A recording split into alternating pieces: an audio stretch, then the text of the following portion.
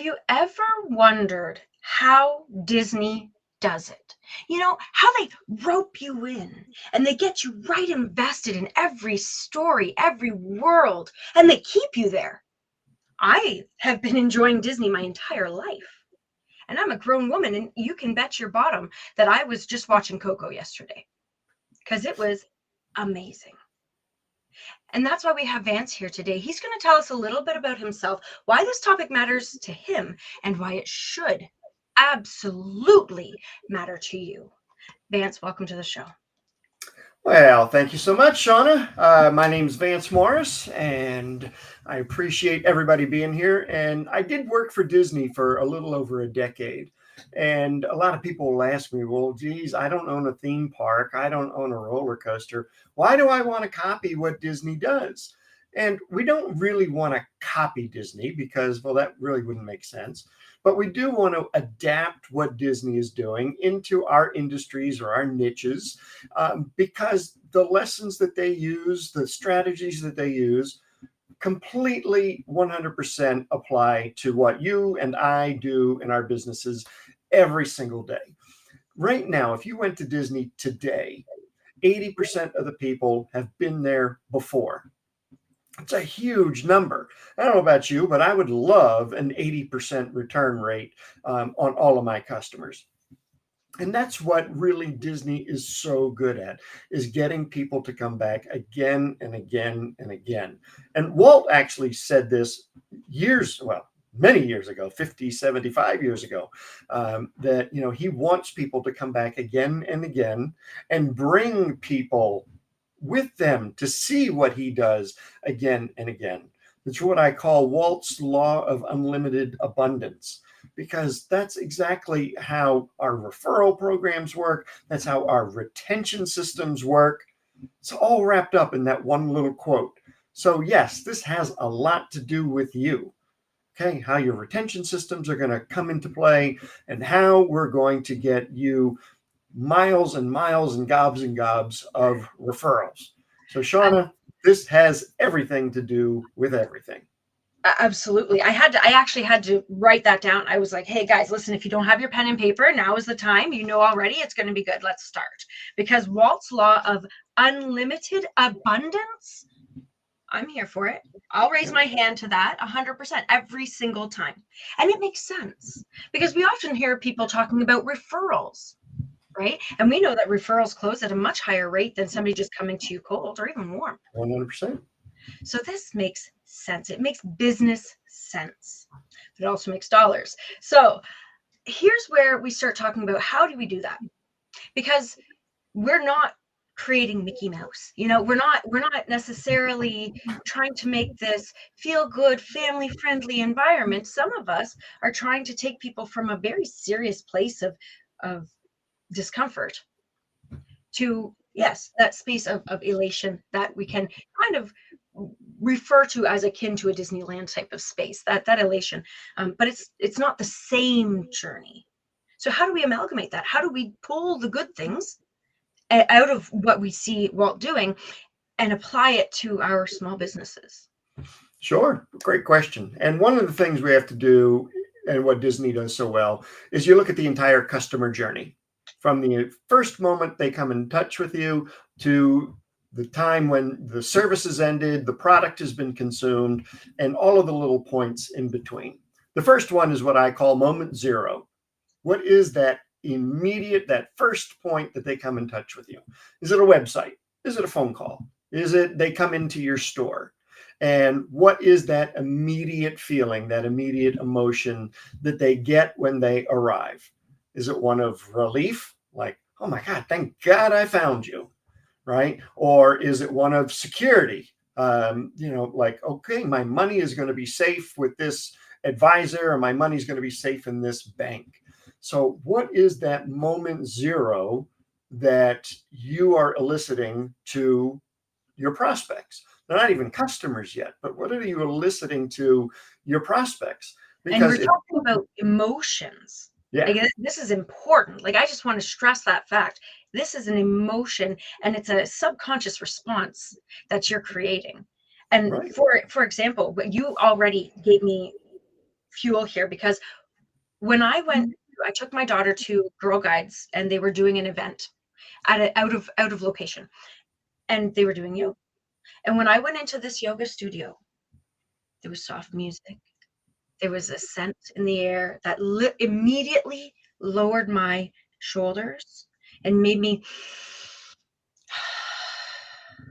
That was the experience and the emotion of release just by walking through the door. That's what we're looking for. And it doesn't just have to be in a brick and mortar. It can be a digital experience as well. 100%. And, people buy on emotion and then they justify it with logic. Yes. So many businesses forget that. They throw out the discount or the promotion or the buy my widget, or we've been in business since 1492, or whatever the statements are. And that's not the reason people buy.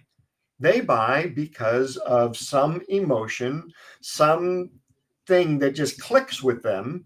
And most businesses miss that.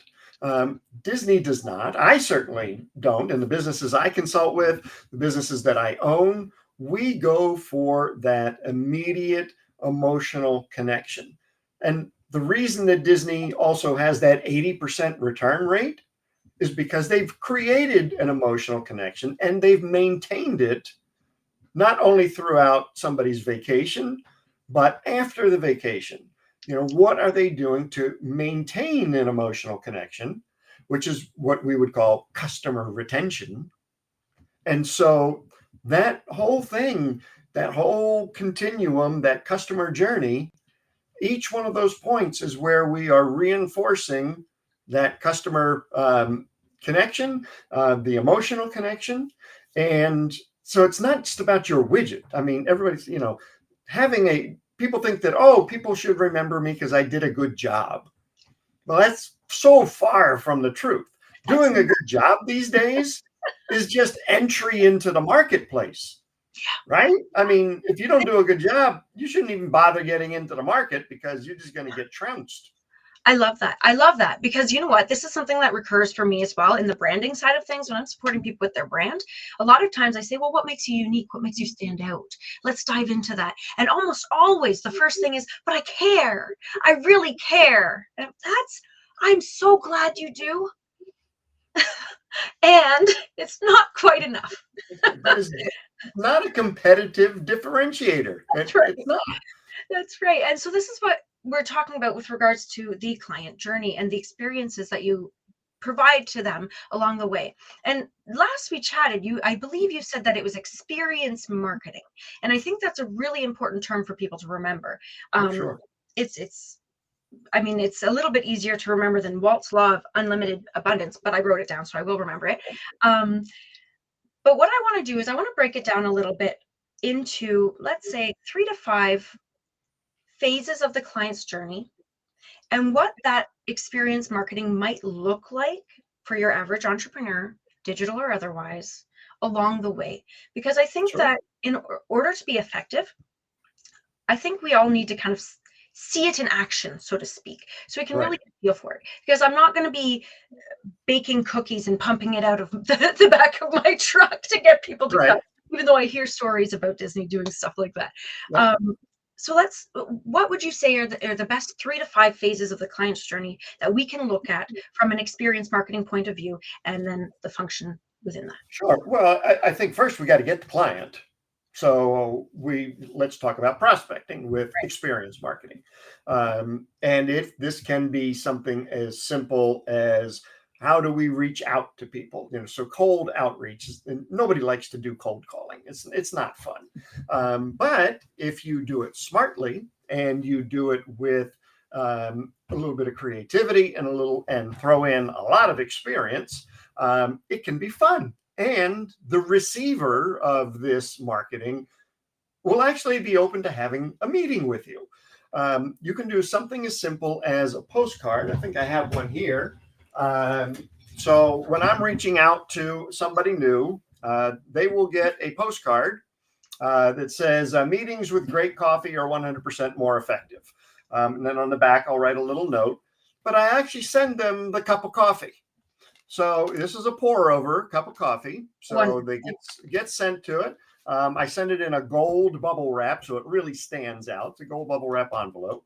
Um, I would say 6 out of 10 will reply. So 60% response rate is enormous. That's great. 2 or 3 will say, that was cute. I'm really not interested. That's fine. But 2 or 3 will say, yeah, I'll take a meeting with you. So, I mean, this whole thing with postage is under $5. That's Now, fabulous. if you're trying to get a meeting with somebody, this is not for mass marketing. This is not sending out, those god awful LinkedIn messages that we all abhor. Like, and they all go to the same LinkedIn school, of bad copy for LinkedIn messages. It's atrocious. Yeah. I don't even want to touch on that one because it makes me so hard. I might get the shivers. Yeah. So what I like to do is focus on what I call whales, or focus on somebody that could be a circle of influence for you, or what I call a power base, somebody that could refer, again and again and again over the course of years. This is what people may have heard me refer to these people as strategic alliances. Exactly. Yep. Yep. Call them what you will, but these are important. So this is one way to do it. I'll give you an example. So real quick, you have to understand the lifetime value of a client. This is a vital number that you need because it will determine how much you can spend to acquire a new customer. So I don't know if you want to go through this whole explanation now, but you need to know the lifetime value. This is an important conversation. It absolutely is. And it's twofold. So the first thing that we just talked about was the idea of whales and strategic alliances. The whales, those are your clients who are going to, and this will directly feed into the understanding the lifetime value of your clients. The whale is your client who's going to not only invest a reasonably large amount, but also potentially invest repeatedly. And the chances of them doing that is pretty high. And then the strategic alliance will refer. Right? They'll get people coming your way. Those are both really important parts of what you're doing here. And in order to know that, you need to have a solid understanding of your right fit client, your dream client. This is a part of your branding. So everything that you do here in experience marketing and in all of your marketing needs to be rooted in branding. So I'm going to give you the hot seat to really describe that idea of the lifetime value of the client, because I think we'll be able to articulate it beautifully. Oh, that's fine. So I'll give you an example. And I don't think we talked too much about it, but in addition to my consulting, I own some 3 home service businesses here in Maryland. So it kind of helps me when I'm consulting and coaching. It gives me a little, what do they call it? Street cred. So lifetime value. In the carpet cleaning world, that's one of the businesses I own. We consider a lifetime about 10 years. That's about how long somebody will be with us before they either move or die or, downsize or whatever they decide to do. And we take about annually, they will clean with us. So, and we'll take our average cleaning, which is about $500. And we'll just do this for easy math. So if they clean once a year, they spend $500. Their average value to me is $5,000 over the lifetime. So that easy formula, everybody should apply that. Figure out what your lifetime value is. What's the lifetime, number of years, frequency of purchase multiplied by average purchase. You got it. So there was this one commercial client that I wanted to get. This is about a dozen years ago. And I could not get a meeting with him. He was a general manager of a large automotive dealership. And he had like 8 or 9 locations. That's a huge contract. That's a lot of carpets. That's a lot of carpets, a lot of tile. It's a lot of everything. So I knew that there was no way I was just going to make a phone call and get it with him. He was just going to ignore me. So the first thing I sent him was a steering wheel. Okay. No box. Just put a stamp on a steering wheel with a little sales letter and just sent it out. Here in the United States, our postal service will send anything. You don't need a box. No, you want to mail a brick, they'll mail it for you. So I sent the steering wheel. Didn't hear anything from him. 2 weeks later, I sent him a turn signal. just, the turn signal. There are a lot of people who could use those. What's that? There are a lot of people who could use those. At least the reminder. Well, yeah, yes. Well, at least instructed on how to use them. But the big light, so he got the orange light thing. But again, put a stamp on it, sales letter. Didn't hear from him. 2 weeks later, I sent him the butt end of a muffler. So not the long pipe part, but the fat part. Again, put a stamp on it, sales letter, sent it to him. About 2 days later, I get a phone call. He says, look, if I give you a meeting, will you stop sending me car parts? I said, well, of course, that was the whole point of this. So all in postage, car parts, I probably spent about $700. Or right around there. Yeah. 2020, end of 2024, we just crossed the $750,000 mark in sales with this guy. Now, I don't know what the ROI and doing the math on, but it's pretty darn good. I'd say so. So I knew, and people would ask me, well, where were you going to stop? I mean, you weren't going to send them the whole car. I said, no, probably not. I was going to stop after about $1,000. Because by then I thought, well, the guy's just a jerk. He's not going to respond to me. And then you can rule these people out because you don't want to work with someone like that anyways. Yeah, exactly. Yeah. But so I knew how much I was going to spend. And even if they, even though I did $10,000 a year with them, it's still a worthy investment. So it's like sitting at a slot machine and I put in $1,000 and $10,000 comes out. And every time I put 1,000 in, 10,000 comes out. And you'd sit at the slot machine for life. You wouldn't go anywhere else. You just keep pulling that lever. So that's when you've got a marketing system that works, but it's the experiential marketing system, because you're using something that resonates with that prospect.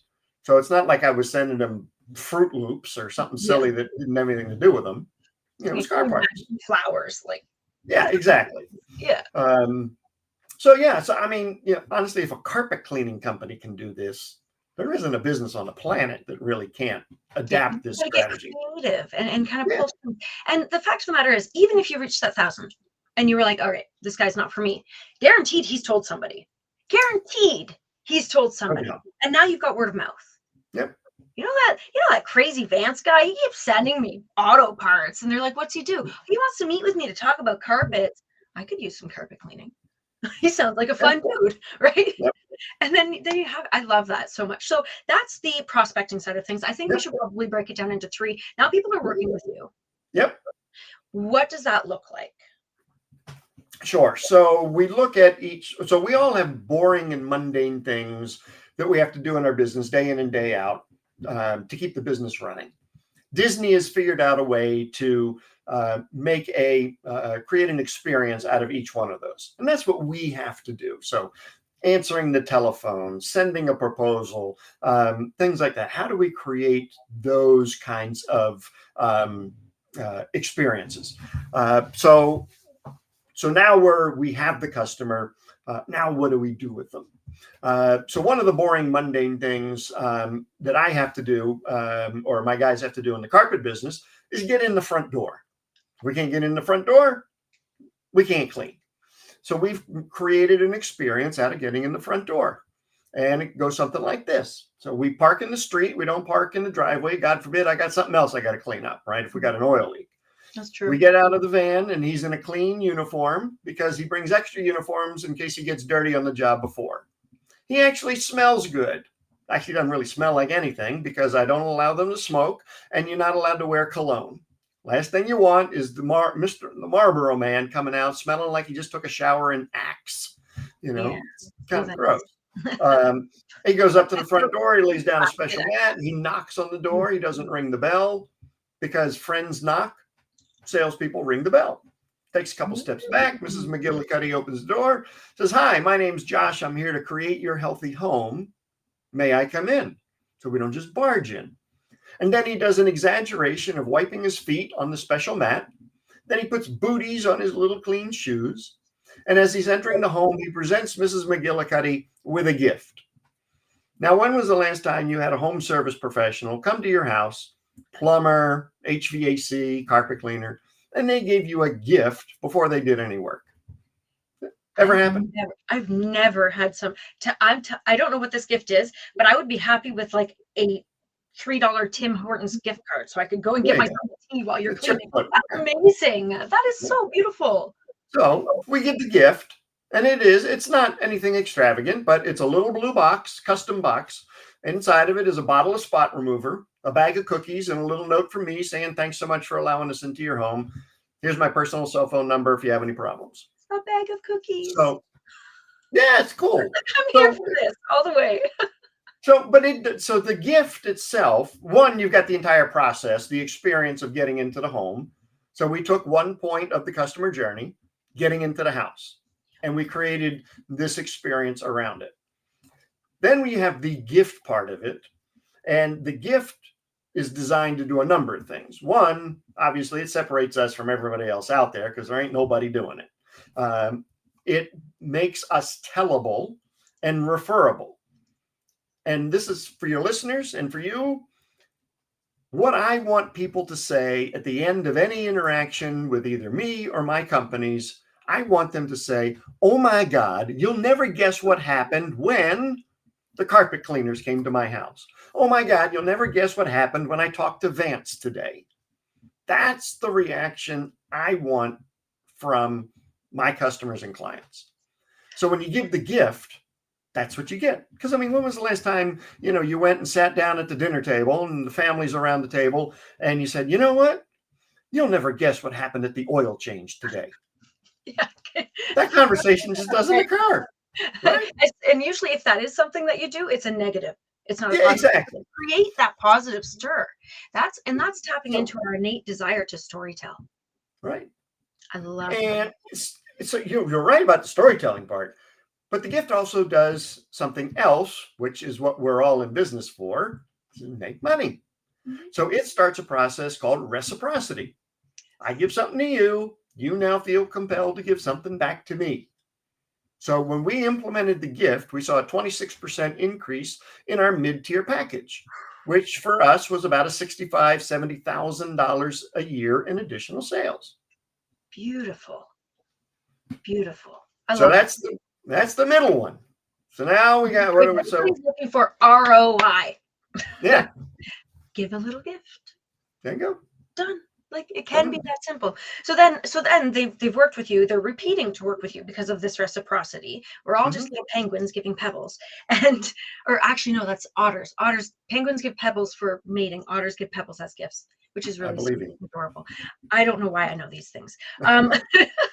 And then there's they've worked with you, and we're tapping into the retention already, but can we talk a little bit further about that? Because I know there's more to it than just the experience creating the retention. There's also like a next level of sure. retention process. Yeah. So at the end of the service or consumption of your product, it doesn't really matter what. And we talked about this earlier, just doing a good job doesn't mean they're going to remember you.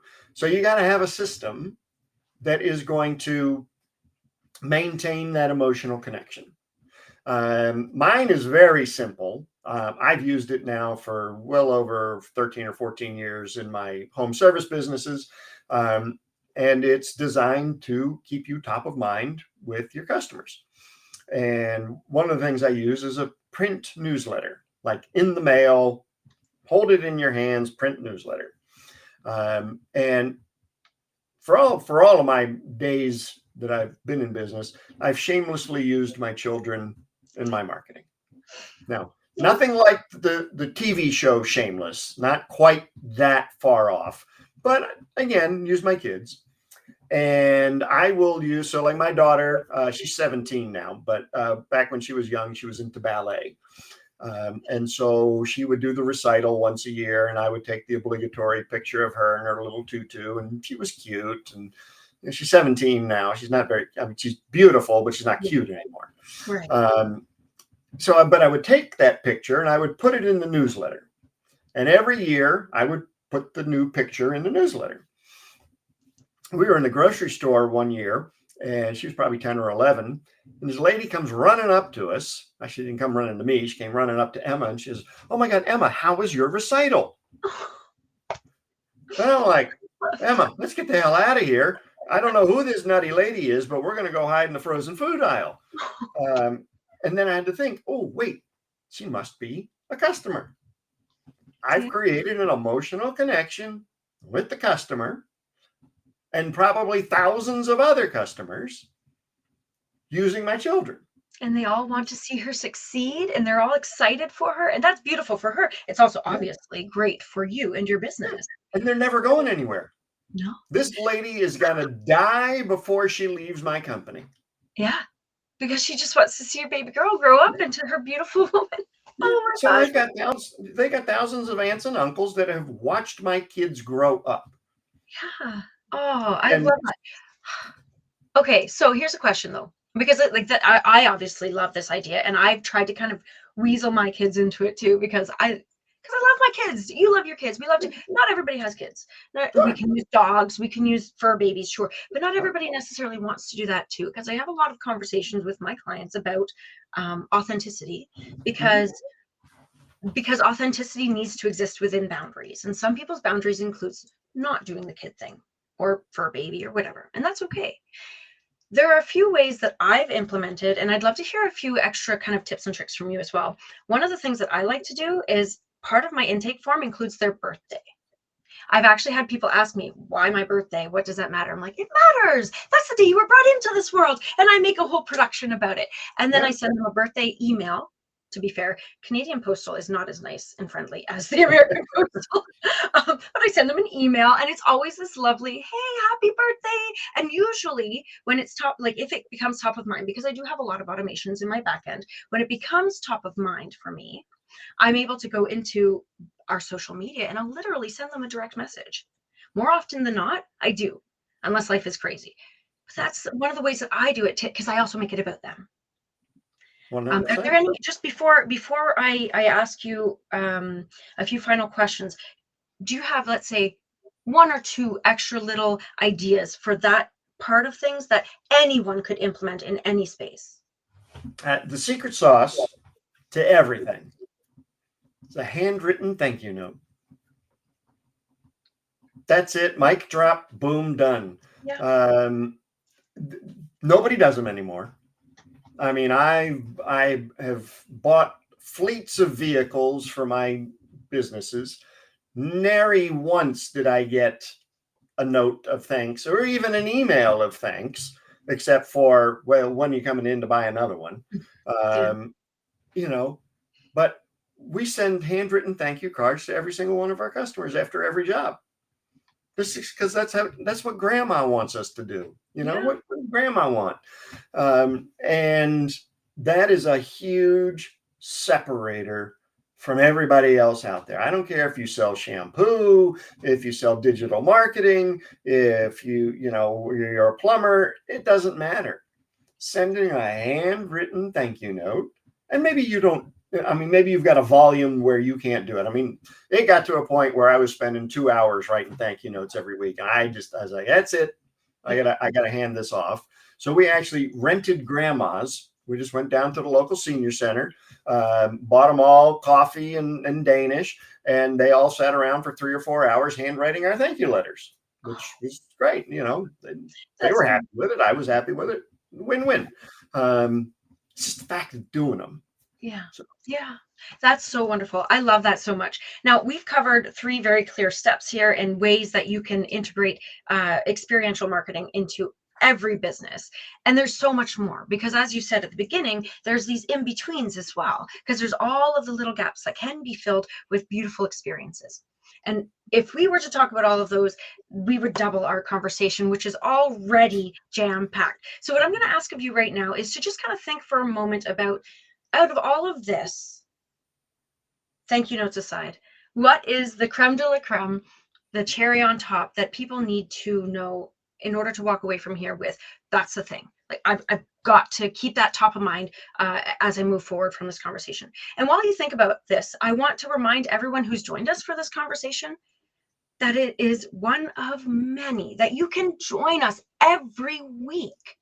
and actually have conversations that matter for you, for your business, and for the betterment of our community, because this is why we're in business, right? We want to make a positive impact on the world. So make sure you press subscribe and join in the conversation. Leave a comment, ask a question. We're not going anywhere. We've been around for a bit. Now, Vance, I'm going to give you the opportunity to share with the people what do they need to hear? What do they need to hear right now? They need to hear actually two things. One is you need to implement. Okay, you won't profit unless you implement. So you've heard a lot of ideas today. You're going to hear a lot of ideas on other podcasts. You're going to read books and things like that. But if you don't do something, right, nothing's going to happen. Nothing's going to change. You're not going to make any more money. So pick one idea that you heard today, whether it be from me or from somebody else or from Shauna, it doesn't matter, and go and try it and do it and see what happens. You got to implement. The other thing would be, the hell, I lost my train of thought. Hopefully you got good editors, Shauna. It's all good. I had to. I really did. To implement and implement, and there was something cherry else. on top, the creme de la creme that people want to walk away from this. Hang on, it'll come back to me. It's this early onset Alzheimer's. It's killing me.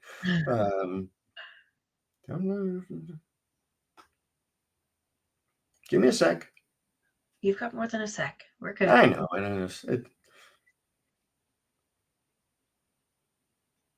you, note.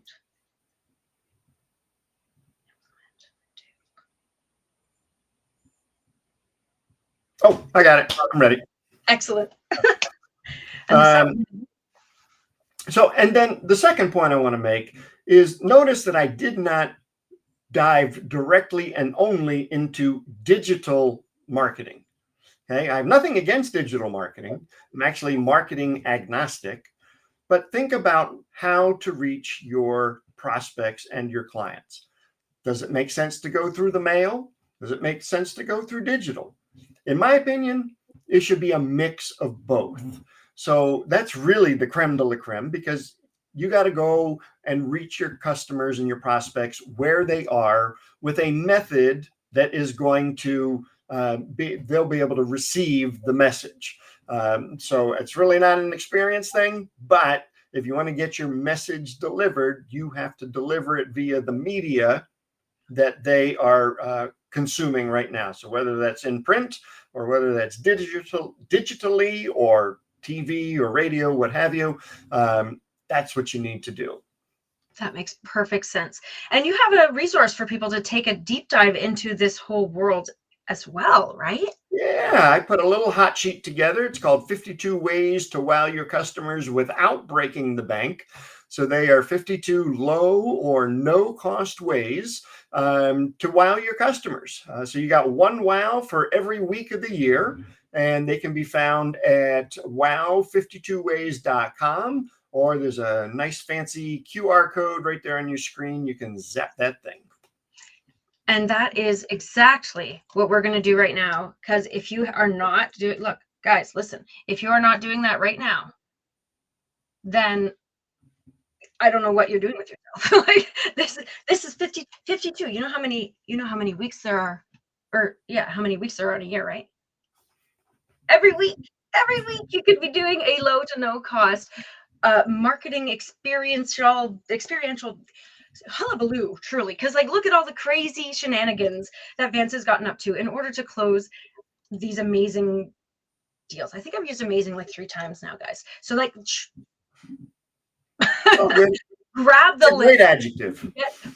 Grab the link, get going, because this is like something that I'm going to take and run with. And if you're not, then well, I mean, I'll see you at the finish line when you get there, but holy Hannah. And I feel like I turned into a bobblehead near the end of this. Yes, absolutely. I'm here for it. I think that all of this advice was absolutely brilliant. And with that, I want to make sure that you all know that I'm not going anywhere. So if any of this was like the start of a train that just goes and you need somebody to help you guide it, please reach out. You can find me at www.shaunalee.com. That's SHAUNALEIGH. The link is in the show notes. And we will have a conversation to figure out how to actually get that train chugging where you need it to go, starting with your branding, moving through into your marketing, and creating an experience, like Vance says, that is impossible to forget. With that, we will chat soon. Thank you again, Vance, for being on the show, and have a great rest of the day, everyone.